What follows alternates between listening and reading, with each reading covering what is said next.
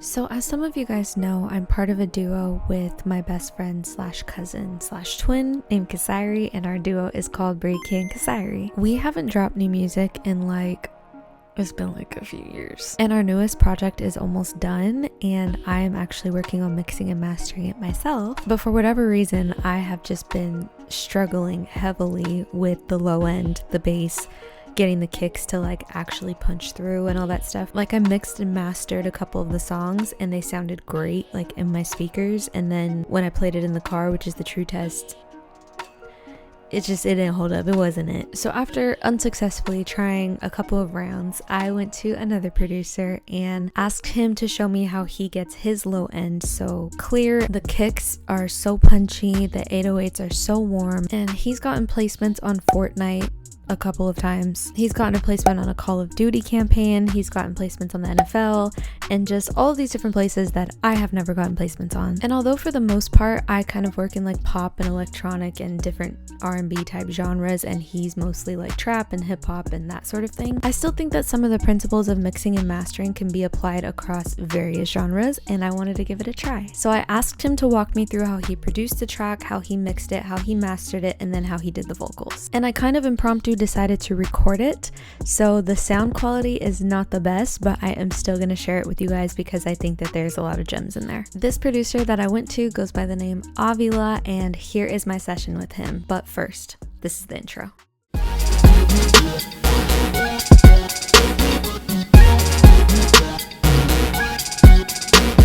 Bigger than me, I played it in the car.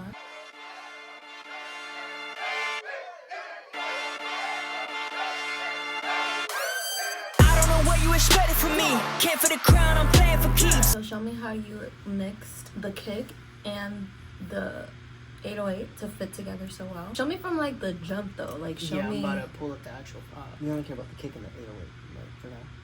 And just the whole low end, it sounds so warm, it sounds clear. Okay. The kick is very punching through, obviously. Yeah. This is the actual file. Okay.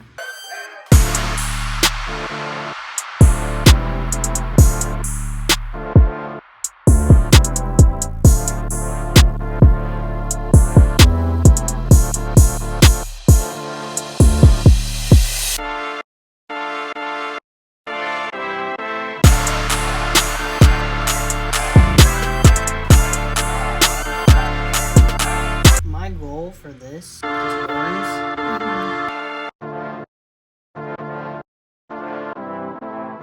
So that already has a warm tone to it. I just kind of carved it out in this range. Yeah, that frequency. So my kick, because I know my kick is hitting in that area. Because this kick is really punchy. And it's just one kick. Yeah, I did add this kind of that distorts it a little bit. Okay. Gives it more of a bite. Obviously, that's what it is. It crushes it kind of. So without it. This kick already is pretty clean. Pretty sure I dragged from Splice. Naturally, the kick is already pretty punchy and pretty big.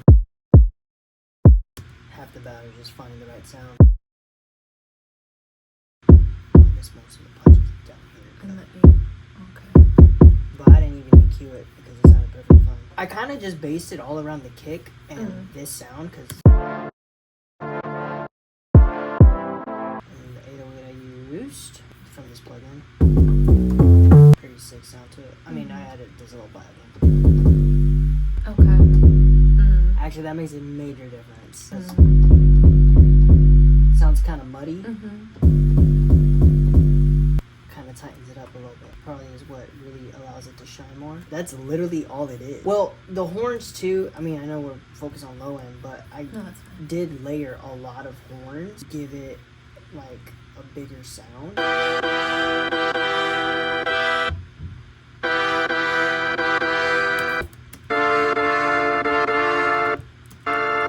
And then thin them out a little bit. By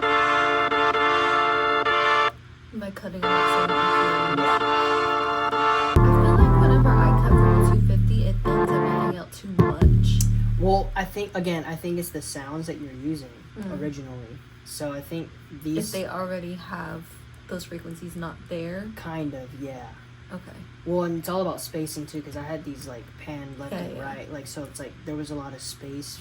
So I carving out didn't kill the sonics in those ranges because it was already spread out pretty well. The goal was, I mean, because on these type of joints, like I said, like you want your kick to smash, and then you don't want your 808 to overpower everything, but you definitely want that kick to hit. So when you're mixing everything else, are you kind of trying to put everything else where, like in the remainder of the frequencies, or like wherever something's not panned, or like that sort of thing? Yeah, so I know for this one, the kick was my main. How loud can I push these sounds, like my horns, to where my kick is still hitting, but you could still feel the horns. Of course, I did obviously put the kick a lot higher, because I don't like when songs lose that punch. But you're already thinking about the mix, obviously, as you're choosing sounds. Exactly. Okay. That's pretty much that. And then you added all the extra drums. Super simple. And then, I mean, with the vocals too, I guess that also does play a part, because my vocals are kind of high. I don't know what you expected from me. Came for the crown, I'm playing for keeps. Head on the swivel, I'm ready to eat. Running on fumes, still grinding on E. And then I just kind of like try to beef up my vocals as much as I can. Let me see your EQ. Fit together. Window? Oh girl, you're gonna laugh on my EQ. So I have this first, and then this is after everything. Okay. So after everything, I boosted up a little bit on the highs. Yeah. And then For the glisten. did all that. The vocals are the only thing I bounce out dry in the mixing process. I left all that exactly how it is. Okay. So it was already sounding pretty punchy, poppy. Yeah. I just had to blend everything a little better. I don't even think I did too much. Oh, I guess I did.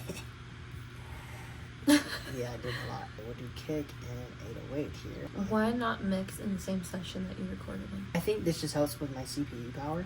Got it. Also, too, like, because I know you mix in Pro Tools, so, like, you go from MIDI to audio. Sometimes my stuff is in MIDI. Okay. Mixing MIDI and audio, sometimes my computer freaks out. Yeah, kind of wigs out a little bit, doesn't know what to do. And then plus when I stem it out like this, it allows me to see like, or hear if it's actually printing out what I want it to print out. So we'll focus on kick and 808 for now.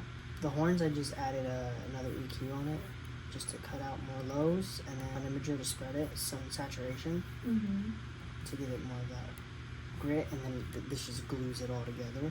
Okay. This compression. Okay, so everything sounds really dull and kind of boring.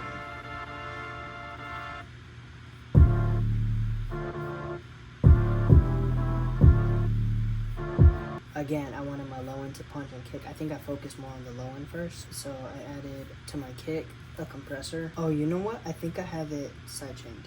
What? You? Whatever.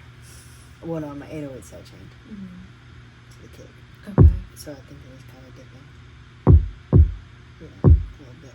But anyways, yeah, I added a compressor to the kick, and then I carved it. I don't even know what I did, bro. I carved it, I guess. Did you like boost a frequency to try to find a weird range and then cut it? I did, yeah. Okay. And so you actually did do stuff to your kick? Yeah, and then I did add a tape emulator just to. This is more for saturation. Yeah.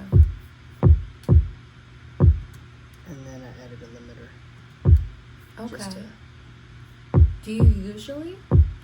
To keep it level, because I feel like it was losing level. Yeah. It did lose a lot of punch and body, but on the overall bus drum, I added this virtual mixer. I added a distressor.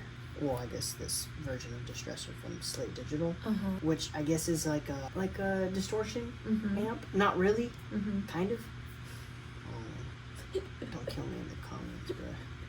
And then another compressor. So this is on the overall drum bus. So that's what allowed it to come back to life. Got you. So I probably did a lot of extra stuff that didn't really need either. But do you feel like that's kind of necessary to do to make sure that it doesn't peak or distort? Kind of, because like look, like it's pretty low, like, but it's still punching. Yeah. You know. And then my 808, it was like sounds cool, but it's like a little faint, you know. About my little EQ, I think I did a dynamic compression, which I don't. Because that's where the kick hits. So I was just kind of ducking it a little bit. And then I did add a section.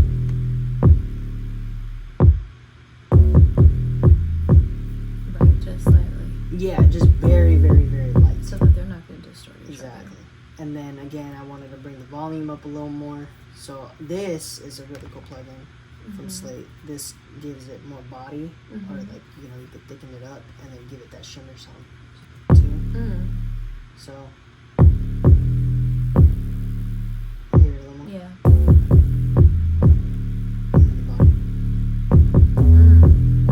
And then glue.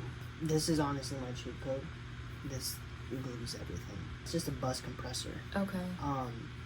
Or the SSLG bus compressor. You can get it through Slate, you can get it through UAD. But yeah, that's essentially how I got my low end to sound so punchy and crispy. Also, what helps is, like, really, for real, is not having too much going on. Yeah. Same thing with the horns. I just spread them, do some saturation, and then glued it.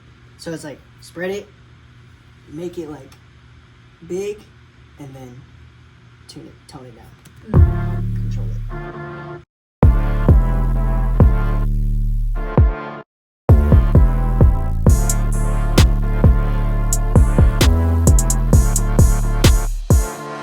So like it still sounds a little dead.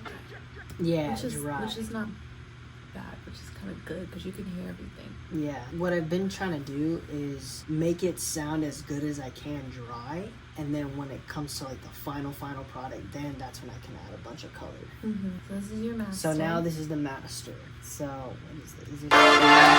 So major difference already. Of course. So because it was quiet. Yeah. So you know what I'm saying? So it was just a little quiet, but I brought it out.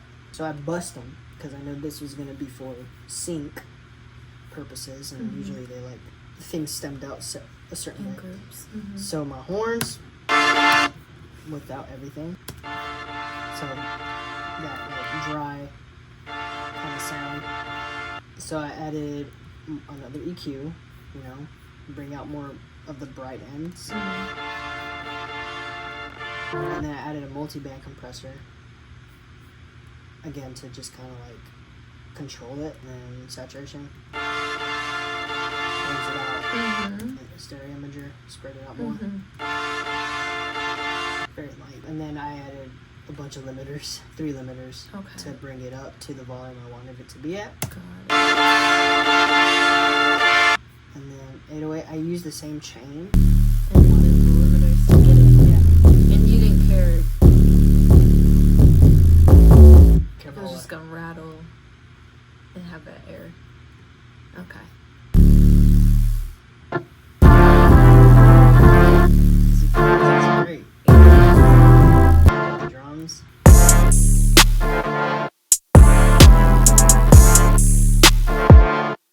You know, I may have just kept the same thing on everything because I mean it sounded good. You know?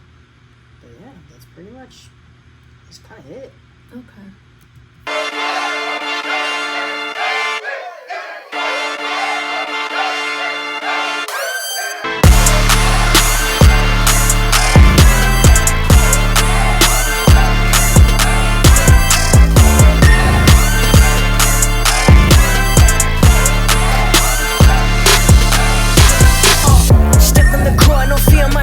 Hold out away, but I'm feeling blessed. I cannot fall, but I can finesse. Built for the trials, born for the rest. Wearing success like a vest. Oh, I guess this is important too. I try to get it to like -6, like to reach -6 lofts. Seems to be the sweet spot. Just for me, way bigger than me. Built an empire from broken debris. This ain't for show, it's legacy deep. Okay. I guess essentially, make sure the sounds you're using are already decent as far as like your bass and your 808s. You try not to use too many clashing frequencies. And then for getting your vocal to sit right in the mix, like to be so upfront without it being like over the 808, the kick, and the horns. I think I know my vocals are thin. I gave myself saturation, which that's what this is. This is my vocal chain or my vocal bus, and then I put the glue on there with this compression. I'm telling you, this compression was like my lifesaver here. Honestly, just leveling. I just leveled it as well as I could. If I like the volume of it, and it's not clicking, obviously, then that allows me to play with it, and then I just shape it around. I don't know what you expected from me. Can't for the crown, I'm playing for keeps. As I'm chasing the lead. Stuff. sucking the life out of it for the mix to make it clean, and then bring the color back in the mastering stage. Mm-hmm. So you're almost Mm-hmm. Okay. You kill the body of it so that you can bring it back, like later.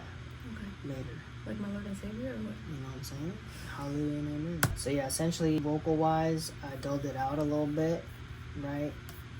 Cut out frequencies I don't like, and then I boosted it a little bit because this brings a little more low end and body, and you can put shimmer too, or high end through a de-esser, and then put again high end stuff, because this is what this is. Okay. A compressor, again, Mm-hmm. not too much compression on this one. This one was just to like, I guess, bring it out a little more, and this one did a little more of the heavy lifting. Took like close it in a little more, and then I added the body thing, I think, to give it that body. So notice how when adding this one, this compressor, I don't know what you expected from me. Can't for the crown, I'm playing for keeps. it still kind of sounds like a rough vocal. Mm-hmm.